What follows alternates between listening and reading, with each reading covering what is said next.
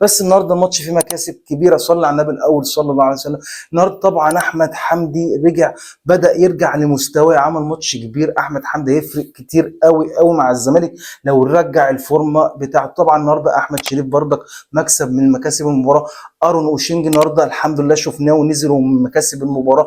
النهارده طبعا مكسب المباراه الاول، واللي هو يعني الواحد حاسس ان هو جاي في وقت غلط. يعني يا خوفي بسبب المشاكل اللي فيها نادي الزمالك لاعب زي ده ما نستفادش منه اقصى الاستفاده، وهو اللاعب خوان الفينا بيزيرا، اللاعب الممتع للعين، اللاعب السالك. اللاعب النهارده جايب جونين وصانع جونين، وقدامه يجيب هاتريك وسوبر هاتريك، ومش راضي يجيب اجوان تاني، مستني زمايله يجي عشان يحط الجزيري ويضيع، عشان يحط لبنزا ويضيع، عشان يحط كل زمايله. عايز كل زمايله يجيب اجوان، عايز يفرح كل زمايله. عيل سالك، عيل بص من جواه ابيض، بلغتنا كده بالبلدي عيل 10 على 10.